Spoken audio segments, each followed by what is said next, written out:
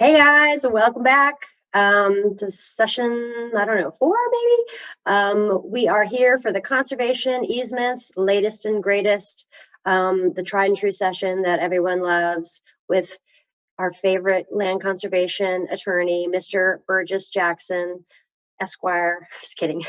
Burgess, welcome to you and your compatriots today for guiding us through some of the latest easement developments. And I will turn it over to you. Laura, you're my favorite Land Trust Association Executive Director as well. Welcome everybody to the Conservation Easement Update. Just a personal moment before we begin the presentation, and that is it's about 5 years ago at the Texas Land Trust Conference, everyone left saying to themselves, we really need more conservation tools. Conservation easements are great, but we just need more conservation tools to get the job done. It's been so inspiring to hear the sessions on carbon mitigation, on ecosystem services, on water trusts, and so on. And these are just getting started, and it's just great to see how these are going to be additional conservation tools in addition to the conservation easement. We've still got the conservation easement. It's still a great tool. So let's see what's happened in the last year. As we have discussed over the last several years, the IRS has challenged the federal tax deduction for conservation easements for various reasons, the major one being a claim that they don't protect the conservation purpose in perpetuity as they're required to do by law. The IRS has come up with all kinds of creative methods, and a lot of them are still in flux. There's one that's very clear now, and that is that we cannot draft a conservation easement to allow the parties to change the external boundaries of the easement. That is, you can't swap land in and out of the conservation easement. This is now settled. It's black letter law. Don't write the easement to allow the parties to change the external boundaries. It's more nuanced when it comes to building areas. I'm going to use the term building area interchangeably with building envelope. And this is where we concentrate more intensive development like residences. And often a landowner will not know where they want their building envelope to be when they do their conservation easement. They may have just acquired the property. They don't know what it's like during various seasons, leaves on the trees, leaves off the trees. And they'll want to write something in the conservation easement that allows them to designate the location of the building envelope later. And the legality of this has gone back and forth recently, depending on the last court case. And the advisability of floating building envelopes continues to be in flux. And for 2021, I'd say the advisability of floating envelopes is somewhere between a yellow caution light and a red stoplight. So that's not a hard no. If the landowner really doesn't know where they want their envelope, the parties can draft the easement this way. And if it's done this way, the land trust should send the landowner a letter just notifying them of the risk of the tax deduction for a floating envelope. And for some landowners, it's going to be worth the risk. But what if the landowner, they do want that tax deduction and they have some idea of where they want their building envelope? A possible solution is to allow the owner to designate several possible locations. And then after the easement is recorded and they have a little better sense of the land, choose one of those locations and then extinguish the rights to the other two. This should work. Another option is simply designate a larger fixed building envelope. And this gives the owner the opportunity to move their improvements around within that larger envelope.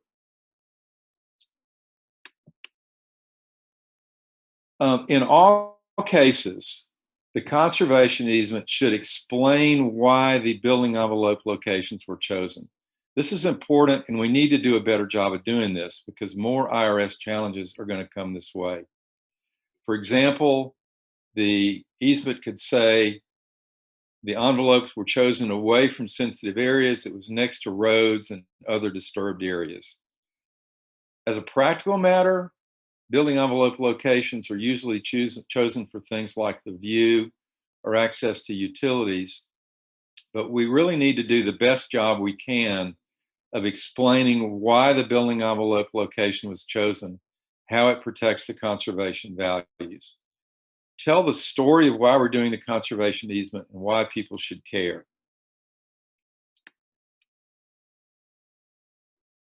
I also want you to not draft the conservation easement to allow the parties to adjust the building envelope boundaries or to allow the parties to relocate the building envelope. This is just waving a red flag in front of the IRS, and we don't need to do it.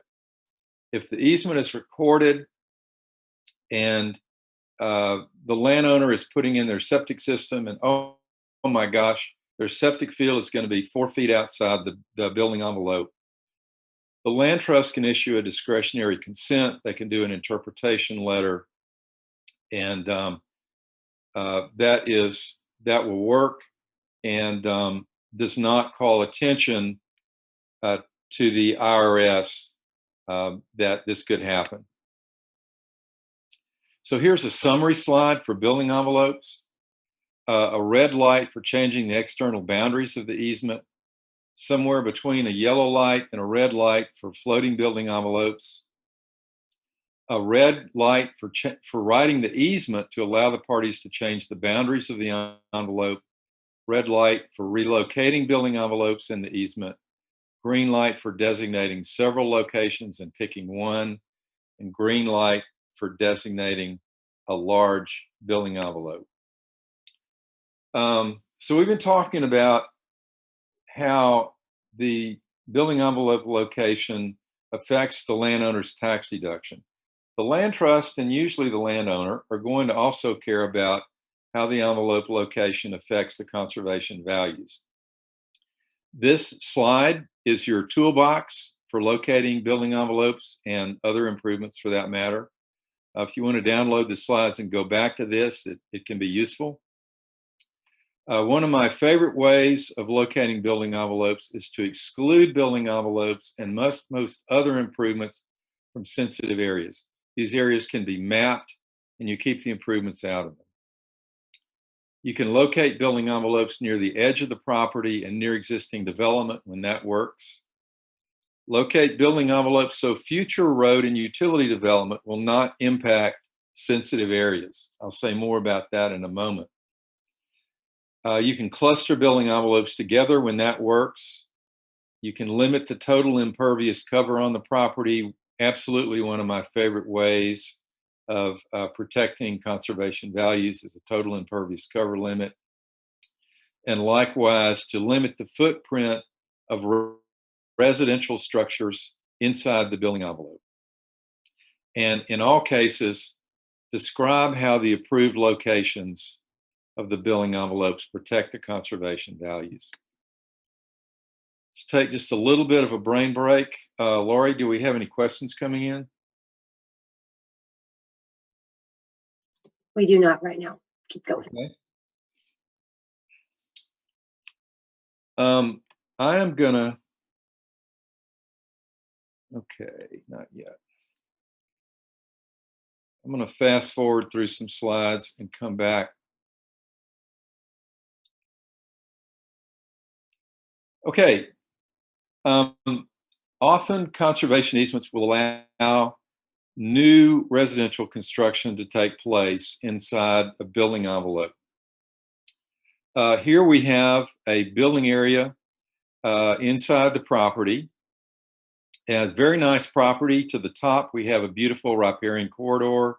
On the right side, we have a rare species protection zone. These are the areas of the property people really care about. Now, if there's going to be new development, the landowner is going to need to bring utilities into that development.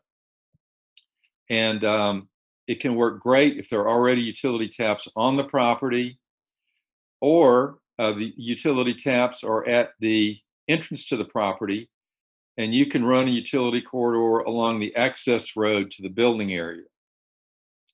Now, the utility taps are not always going to be conveniently located at the entrance to the property. Sometimes the utility taps can be located so that the shortest and least expensive way to bring the utilities to the property brings them through the areas we don't want them to come through. And this can cause friction between the landowner and the land trust. So the moral of the story here is to be mindful of where the utilities could be coming from when a building envelope location is considered. I want to back up now. Okay, I want to talk for a moment about excluded building envelopes. These are building areas that are not part of the conservation easement and are not covered by the easement's terms.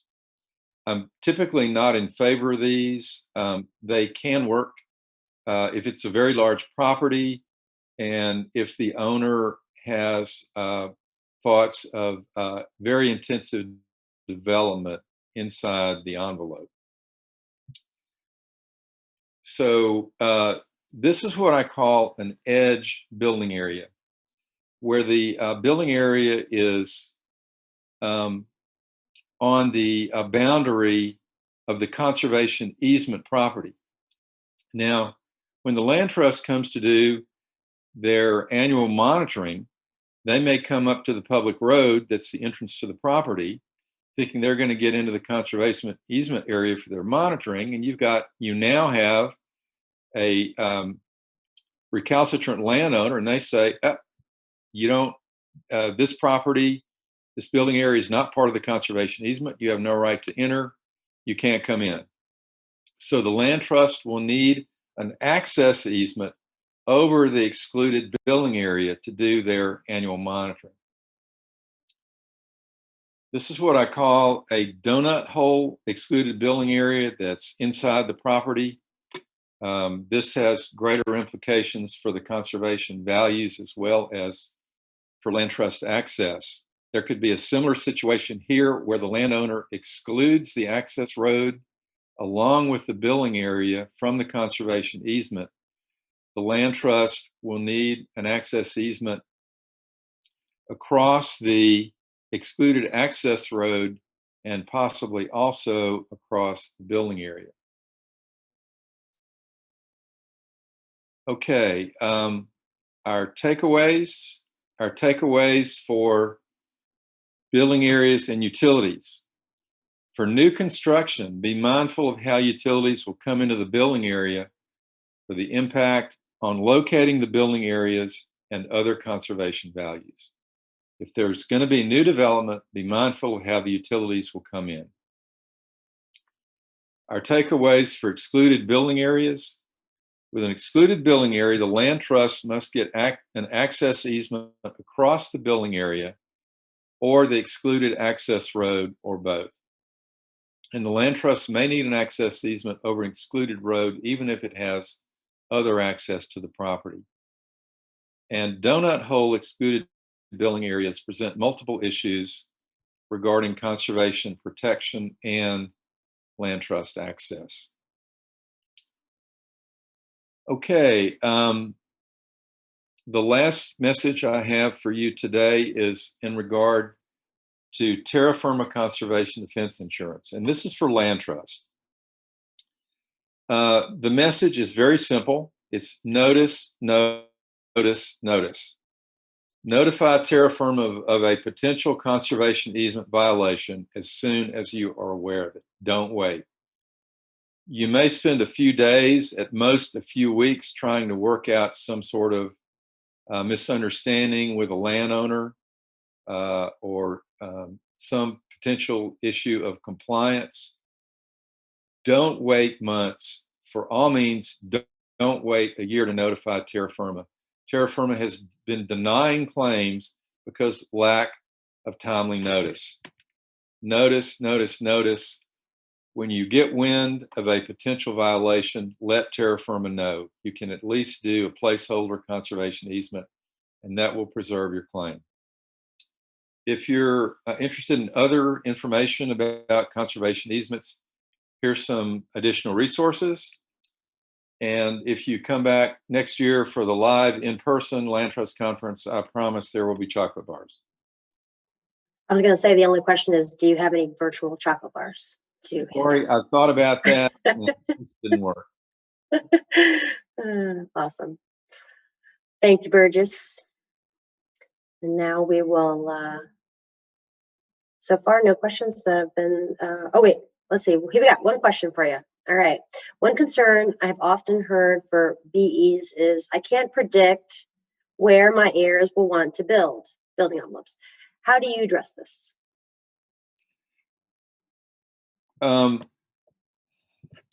It depends on how much the landowner wants the tax deduction. You know, if they absolutely want the deduction, floating envelopes are a risk right now. As a matter of fact, unless there is some urgency for the landowner to do the donation now, I would let the case law settle down a little bit.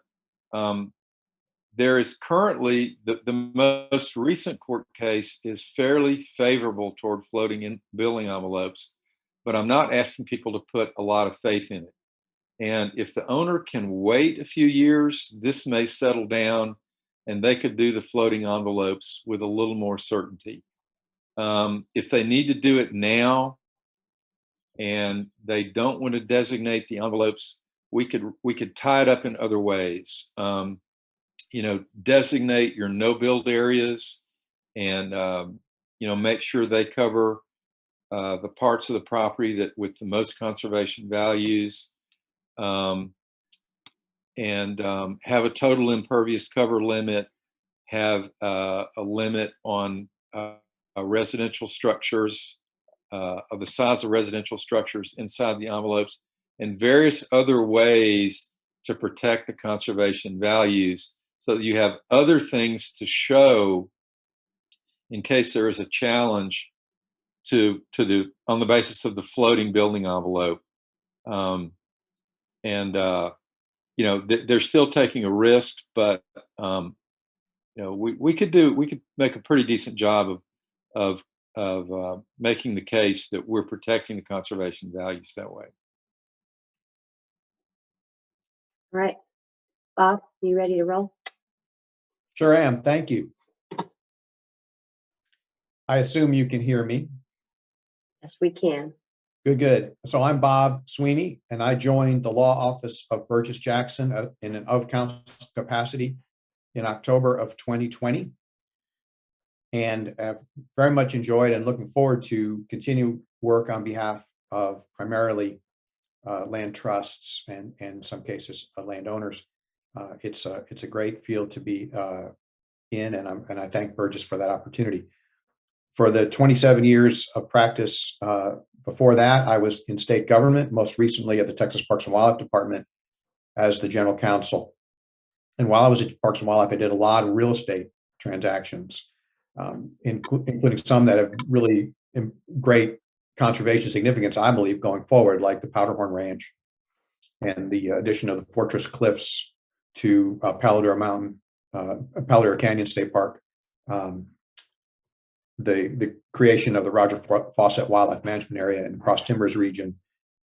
And one of the nice things about having that sort of a real estate practice was Parks and Wildlife Department is sometimes the holder and sometimes the landowner, sometimes the grantor and sometimes the grantee. So I've had the opportunity, the advantage in terms of drafting and looking at conservation easements and really seeing it from both sides, grantor and grantee, even though in most cases right now, the landowner, the land trusts that I'll be primarily representing are grantees. So today, my topic is enforcement litigation, and this covers the 14 months or so of time since the last land trust conference in early March of 2020. And out of the cases that we discussed at the Land Trust rally, the Land Trust Alliance rally in October, and the Conservation Defense Symposium at the end of October of 2020, I've selected 4 cases to discuss in more detail that I think all shed some light, teach some lessons about how to draft and how to enforce conservation easements. There are many cases out there. Really, it's a little concerning that there are so many, because that tells you that there is a fair amount of litigation involving conservation easements, and that's a cautionary tale. We should all be wary that any one of these conservation easements that we're involved in today may end up in court someday in the future. So the 4 cases are all intermediate state court cases from the Northeast, state appellate cases from the Northeast. Pocosi from New Jersey, Darwak from New York, Naylor from Pennsylvania, and Wyland's Trust from Massachusetts. There are some themes in these cases that we have to keep in mind as we draft and think about defending conservation easements. Burgess has touched on this. It is very important to tie the restrictions in the conservation easements to the conservation values. You will see how when those things are detached, courts are not looking favorably on the restrictions. Objective standards are essential in the conservation easements. It's okay to have general subjective standards about doing things that are consistent with the purpose, but you need, where at all possible, to have objective standards in your conservation easement about distances, square footage, numbers of people, those sorts of things that are understandable, enforceable, and not vague. Burgess and I the other day were having a discussion about a particular provision in a conservation easement, and I said to Burgess, well, I wouldn't touch that with a 10-foot pole. And Burgess said he wouldn't touch that with a 30-foot pole. And so the takeaway from that is that we can perhaps compromise on a 20-foot pole. The important thing is to have some objectivity in it. If we had just said a pole that is sufficiently long enough to distance the land trust from that particular problem, that would probably be a difficult one to decide on and enforce in the future. So that's kind of a humorous take on it. It's very important to have objective standards where at all possible. And then what is considered boilerplate language, but you see it continuing to come up in these cases, is this notion of interpretation in favor of conservation purposes. Courts have looked for that language. They have relied on that language. It's usually in the boilerplate of the Texas conservation easements that I see. Where it doesn't crop up, it puts the holder at a disadvantage. So let's talk in a little more detail about the 4 cases. Pocosi is a hockey rink. We'll call it the hockey rink case. And this is actually an administrative action in the state of New Jersey, which has the highest population density of any state in the country, and is taking great pains to try to protect what little farmland it has left from the encroachment of the New York and Philadelphia metropolis. So Pocosi, it was actually an administrative matter brought, if you can imagine, an administrative agency sort of going out there and saying, hey, you're not in compliance, like somebody inspecting your on-site sewage facility or your wastewater discharge. So the conservation easement was purchased with a state grant under the Farmland Preservation Program, and the landowner received permission to build a barn for agriculture purposes, but they didn't do that. They built an ice rink, a hockey rink, now I know we're in Texas, but we do have hockey. And so they had all the equipment in there for a hockey rink, and they stored a little bit of ag equipment. And they said, well, it's for ag purposes, but the administrative agency and the court weren't buying that. And the court upheld the findings of violation of the easement, and they made Pocosi discontinue use of the barn as a hockey rink. They didn't make them take the barn down, because that wasn't the point of this conservation easement. The point was to protect agricultural uses, and the agricultural uses included a barn.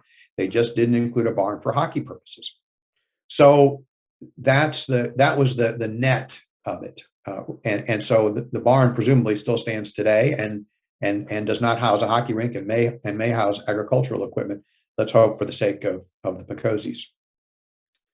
The next case is Darwak, and this involves the New York City watershed. And New York City over the decades has protected its drinking water source through land acquisitions and conservation easements, particularly in the Adirondacks and in the upstate area.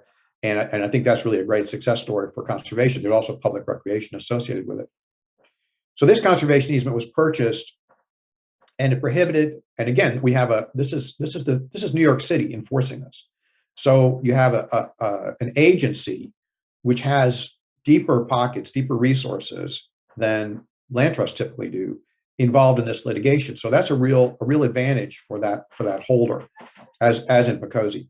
So the conservation easement prohibited construction except in the building envelopes greater than 1,000 square feet or within 200 feet of a watercourse without prior approval from the watershed protection folks in the city of New York. The landowner wanted a bigger storage shed closer to the stream. When New York City said no, the landowner sued and New York City won. And it was easy. This is a pretty simple case. It was the landowner in this case was pro se. Their lawyer probably told him, "Gee, I think you're going to lose, so don't do it." But they did it anyway. Don't sue. And again, there's this language about liberal interpretation to give effect to the purpose. The landowner, the court didn't make the city of New York show that this particular storage shed and this particular location would adversely affect water quality, which is what the landowner wanted. No, it was good enough that the conservation values were protection of water quality, and the objective standards were related closely enough to the protection of water quality to allow for this conservation easement to be enforced. So there are two where the holder prevailed. Now we're going to talk about a couple where the landowner prevailed. This one is from Pennsylvania. It's a 1985 conservation easement. Naylor is the name of the case. And we'll call it the Victorian House case. In this case, you have a somewhat historic piece of property. It's kind of historic open space, maybe about 100 acres, I think. And at one time, there was a Victorian house on it. Sure enough, that was built in the 19th century. But after the conservation easement was granted, it burned down. It was demolished to the point where the evidence at trial couldn't even find out really exactly where it had been when the conservation easement was granted, which tells you something about the quality of the baseline. It probably wasn't very good. So the subsequent landowners sued, sought a declaratory judgment to allow building of a house in the landowner's choice of location and style. They didn't want to build a Victorian house, and they didn't want to build it wherever the Victorian house was in the first place. And the court went with the landowner, and there were some equities in favor of the landowner. Apparently, the land trust had told them at one time that they could do that. And the key element, I think a key element of this is that although there was discussion of Victorian house, there wasn't any clear connection between the conservation purposes and the actual existence of a Victorian house on the property.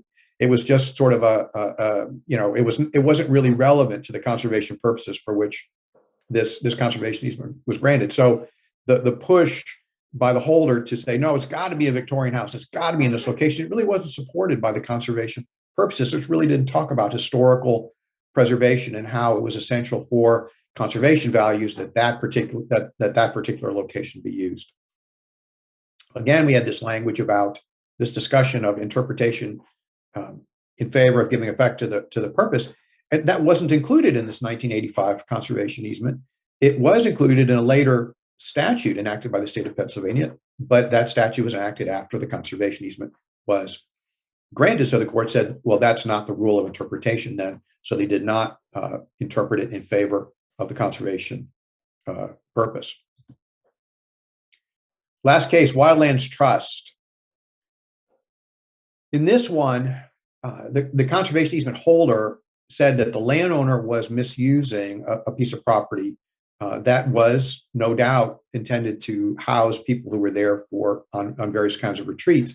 But the holder said that those retreats had to have the purpose of preservation, protection, or study of the property, and not rental to families or businesses for the retreats that weren't related to these preservation, protection, or study of the property purchase. In other words, a university or an environmental organization that might go out there and say, you know, we're going to measure or we're going to bird watch or whatever it may be.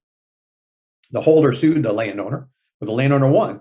And the court said that the values of the easement prohibited activities that harmed the premises, and there wasn't a demonstration that the scope, the scale of the activities, the families, the businesses that were coming out there were damaging the property in any way. So the notion that only people who had a certain orientation in terms of their use of the property were allowed to use it, first of all, really wasn't supported by the terms of the conservation easement, and then it wasn't demonstrated to be in conflict, the use with the actual conservation values for which this property was protected. That's my presentation for today. Thank you for listening, and it is now Gwen Lacy's turn. Oh, and questions at the end if you have any. Thanks, Bob. Yeah, if you guys just keep putting your questions. We have a couple questions that come in, and we're holding them till the end. Just keep posting them in the Q&A or the chat, and we'll bring them over and get to them when we're done. Thanks.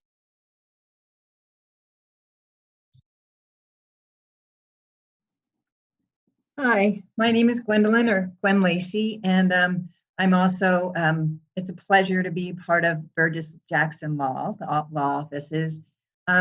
I come to you pretty much from a background of the experience of my family came from Germany to Delaware and had farms into the third generation. They had put deed restrictions for 25 years, and then also, which we thought was going to do it.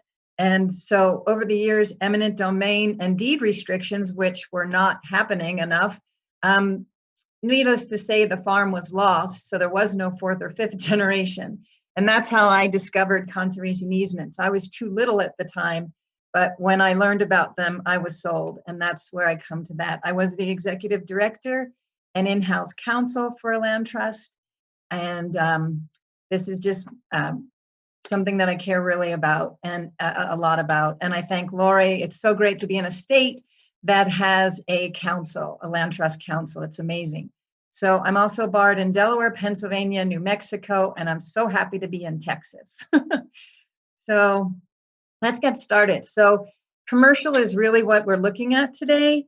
And, you know, commercial is the exchange of goods and services for compensation or a profit. Juxtapose that along with your charitable donation. So that's really the crux.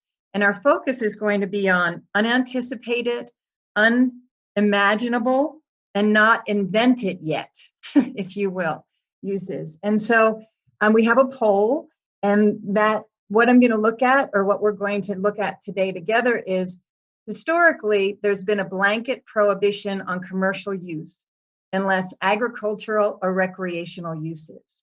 So we want to look at the futuristically, what is the economic viability, how is the flexibility, and always the perpetuity. So I think that poll should be up.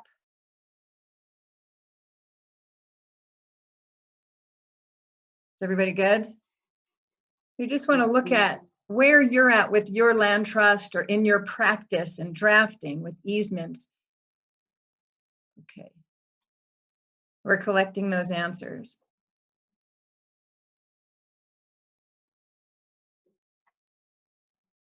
So we know that the economic viability is not a reason to extinguish an easement. That's just not an opportunity. So, but what we want to do is especially with large landowners, we really need the ability to have another revenue stream to diversify.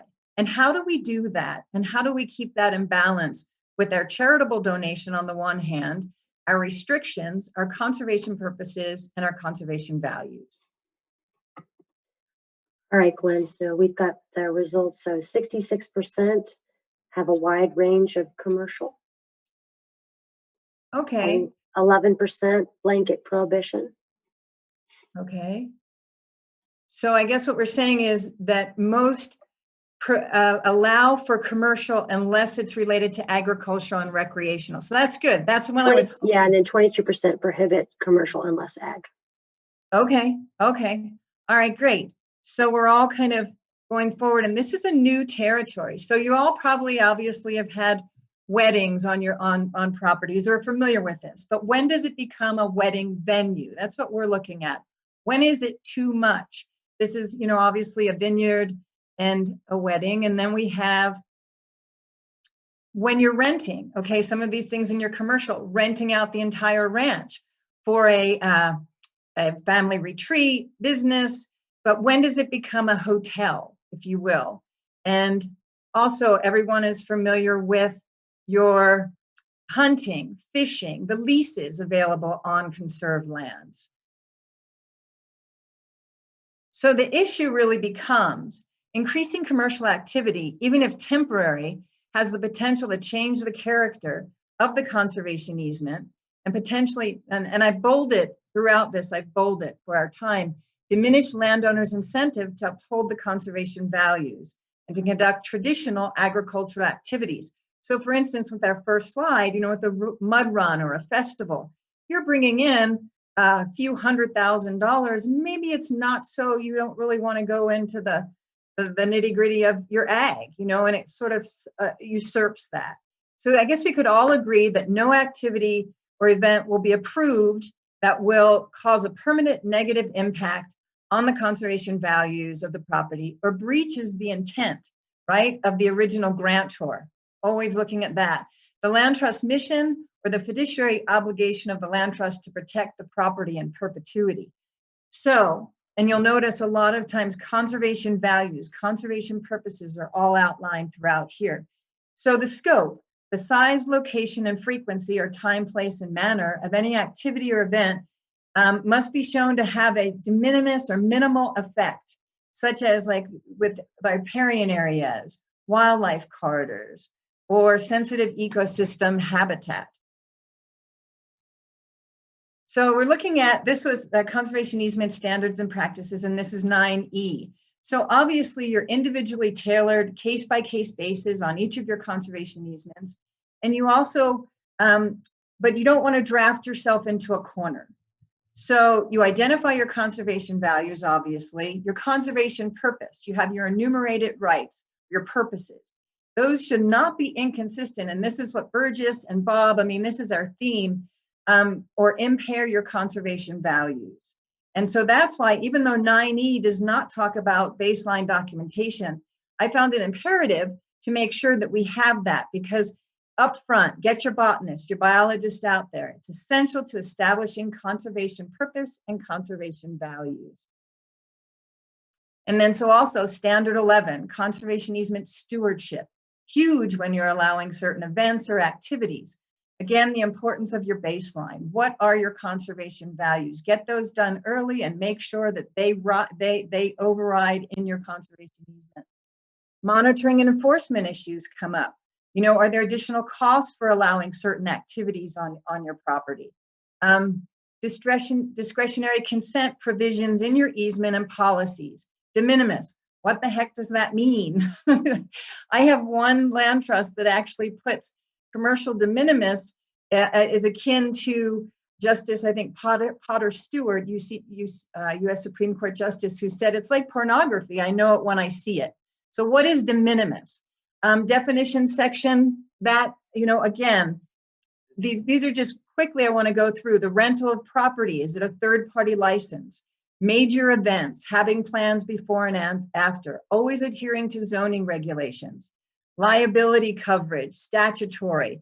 I believe in Texas, as of February, for this September, what landowners who, it must be free of charge, or I think it's, can only be 20 times the value of your tax base for the previous year. So, but most states say, if you open your land free to the public, then you have your statutory protections. So if you're doing commercial and you're charging, definitely make sure, and we saw that yesterday, always make sure you've got your additional insured and you're covered. And the case law is evolving. And if we have some time, I can talk about a couple of those. So de minimis derives from the Latin de minimis non curat lex, translation about minimal things or too small or insignificant to be of importance. So commercial use is not at all defined in the code, but where commercial recreation use is defined in 2031C, and we know that's for when you place a conservation easement, and 500,000, and we all know those, so I don't want to spend so much time on that because you will have these slides and you can read through. So requires that the conservation easement include a restriction that commercial recreation activity be limited to no more than de minimis use. Again, the size, location, or frequency must be de minimis and no, either insignificant or no effect on your conservation values. And so the intent is not to prevent the property, it is to, to prevent the property from becoming a commercial campground, golf course, ski resort, rodeo grounds, commercial storage, flea market, you name it. However, there may be, may not be construed to prohibit holders' right to permit occasional or casual use of or access to the property by individual or groups who pay a fee to a guide, educator, or outfitter. And so here are some of those unimaginable, not yet invented, and unanticipated uses. This was one, aerial yoga in the barn. Again, when does this go from becoming an event or yoga retreat to a yoga studio? And just when you're looking at these photos, think about your easements. So glamping, big one. I had a client that wanted to have glamping on the properties. Again, what is your impact on your conservation values? And when does glamping or camping, there's dirt camp, there's hip camp, there's a lot of websites popping up. When does it become an event? And what is your impact on? I mean, think about this, the utilities that are needed. What about your water resources, your impact and effect on your water resources, your riparian areas? What is the human footprint to your conservation values? And here's another one along the coast. Okay, so temporary, we all will look at, those look like temporary structures, they've got wheels, but again, what is your impact on your conservation values and your conservation purpose? And so we talk about having no permanent structures. That's one of the bases. So I know even NRCS allows zip lines now. So what about a ropes course? And again, just looking at your conservation values when you make those decisions. So some sample conservation or commercial language, and this is kind of the whole kitchen sink. So if we look at industrial use of the property is prohibited, that's pretty much a given. Commercial use of the property is prohibited except in limited circumstances. So, and I'm just going through the bolded parts. Sole discretion of the land trust as outlined in another section here. Such limited commercial use, including but not limited to, and then we go on. This is why I think it's good sometimes to have a definition section, because what is a home occupation or home business? Are they an accessory structure? Are they in the actual home? Does it have to be carried out specifically in the building envelope? Leasing of the property for a bed and breakfast or type lodging, and that's where we saw like explore ranches. That's why you want to have this kind of language in your easement. And let's see what else. Destination, commercial agriculture, and we can go on and list filmmaking, foraging, rock climbing.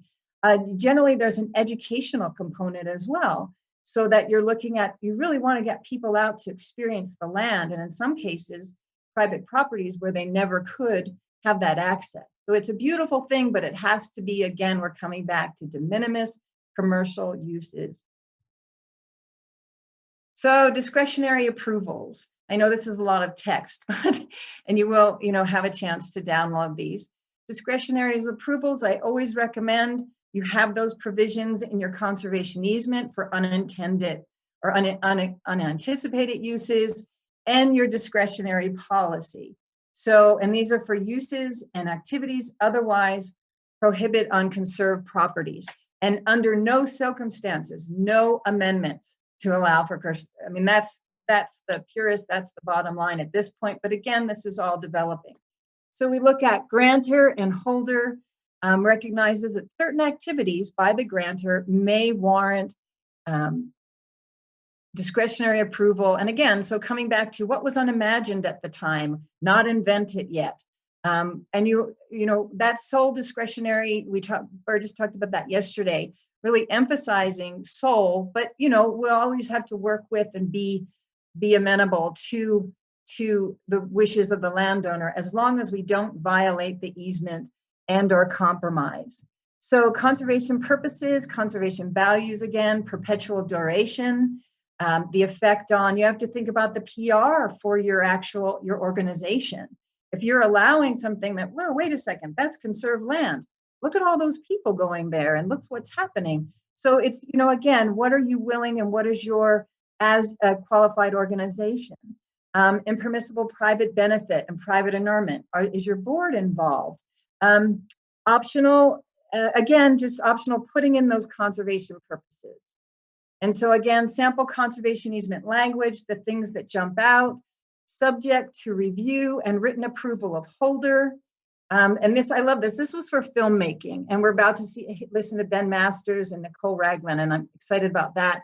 More and more films happening out west. The scenic values of the region attract filmmakers. This comes from an easement of one of my land trusts, who celebrate its unspoiled and expansive Old West aesthetic qualities. But what we want to pull out of this, subject to review and written approval of holder, consistent with the terms and conditions of the conservation easement and local ordinances. Temporary improvements permitted, temporary, and are subject to review and written approval. Always get the permitting. They, you know, should have a plan in advance from the landowner, what they plan to do, and then follow up. And that's to make sure they have all their ordinances, everything's in place. Your remediation plan, again, any impact must be remediated and property restored to prior conditions, or, and I love this, this is underlined and in red, it will be considered a violation of the conservation easement, quote unquote. Keep that in mind. So where are we? Again, unimagined, unanticipated, not yet invented, but always coming back to the audacity of perpetuity. And that means protecting our conservation values from ourselves. So thank you. And I think we're going to go, this slide is, if you have further questions, please contact us. And I believe we now have time for questions on all three presentations. Absolutely. Thanks so much, Gwen. Yeah, so again, continue to throw your questions in the Q&A or the chat for us to grab those. First question, I think, is directed at Burgess. Can you go into a little more detail on why the floating building envelope is not favored, basically, by the IRS? Is it in consideration of the potential for disturbing sensitive areas, or are they just being difficult? Primarily the latter. The IRS has been successful at a number of levels on the challenge to conservation easements that allow the parties to change the external boundaries. So they thought, well, why don't we challenge the internal boundaries of the building envelopes? And they've been successful in several tax court cases with that. The appellate cases have come out in favor of allowing the building envelopes. But we practitioners are not relying too heavily on that. That was related to my earlier comment that if we wait a few years, if someone can wait a few years, they may have more likelihood of being able to use a floating building envelope with more certainty. And a follow-up question to that is asking about, you know, the implications due to modifying the building envelope. What are the impacts related to the landowner, which are mostly like your deduction could be denied, I suppose. Anything for the land trust? Well, in regard to the way the conservation easement is drafted, that's going to be reflecting on the landowner's tax deduction.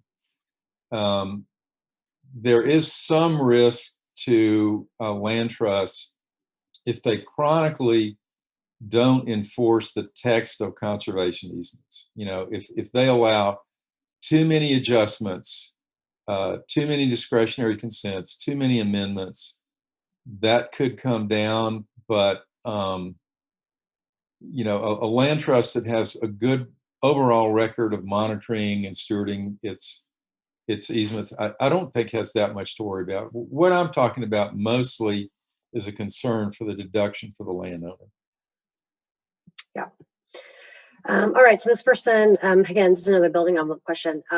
They're curious about ensuring that building envelopes don't impact conservation values. What if you have 500 acres of golden cheek warbler habitat, but you want a 1 acre building envelope? How would you not impact the conservation values? And isn't that still a major win for conservation? Sure. So I wonder if this person is thinking of the same property that I am. There's a 500 acre parcel in the hill country that I think is the best golden cheek warbler habitat in the world. And the landowner's house backs up to the forest, and they can sit on their back porch and listen to golden cheeks. You know, I think the main thing they're going to need to do is comply with the federal guidelines for for golden cheek warbler management. But you know, the land trust really should map and zone the endangered species habitat and not allow any residential or other intensive construction inside that area. You know, a lot of times there's going to be existing construction, and it's right up against the species habitat. And in that case, I would have the building envelope up against the endangered species zone, but not overlapping. And that's just reflecting reality that, you know, a lot of infrastructure is already there near habitat. But, you know, I agree with the basic thought of the person's suggestion, and that is if you're protecting 500 acres of habitat in exchange for 1 acre, you know, that's a choice that the land trust should feel pretty comfortable about. Great. Well, let's see. Do we have a few minutes here? Do you guys each want to give maybe oh wait, we do have one more question that just popped up here. Do you think it is more effective for a land trust to be the holder of a conservation easement or a county if the county has a regional habitat conservation plan with a U.S. Fish and Wildlife Service incidental take permit? I think it's fine for counties and cities and other institutions to be, government institutions to be conservation easement holders. I think it's, do you like chocolate, vanilla, or strawberry? You know, I think they all have a role to play. And yeah. I think the county in particular likes to hold their own easements when it's in the in their habitat conservation plan area. But you know, there are also private land trust easements inside that area. You could think about doing both as well, or a third party right, or something that would bring extra muscle from both those organizations, which are going to have different strengths. And I guess it also monitoring, the capability to monitor over the long term. I've seen counties turn over, you know, assign to land trust after 30, 40 years of easements. Yeah, I think the county coming in as that third party holder, I think, has been done a lot as well. Well, okay, so we have a few minutes left. I don't know if each one of you maybe want to give a final thought or your final sort of most important takeaway of the morning, and then we'll wrap it up. Bob, I thought you had some outstanding takeaways. You know, I don't want to jump in front of your lines, but the general platitudes can be useful, but they're not enforceable. For the most part, you need specific language if you want to enforce a particular restriction. Yeah, if I can think about that retreat center case in particular, you know, if in hindsight's always 2020, but if I were looking at that today, I think I would say to the holder, you know, what we really need to get at here is, you know, how, not so much, you know, what they're doing when they're there, but how many people are you comfortable with and how often? And that's, you know, that's something we can quantify and put down on this conservation easement rather than what's in the heart of the people who are going there. Are they really conservationists? You know, how much do they love it?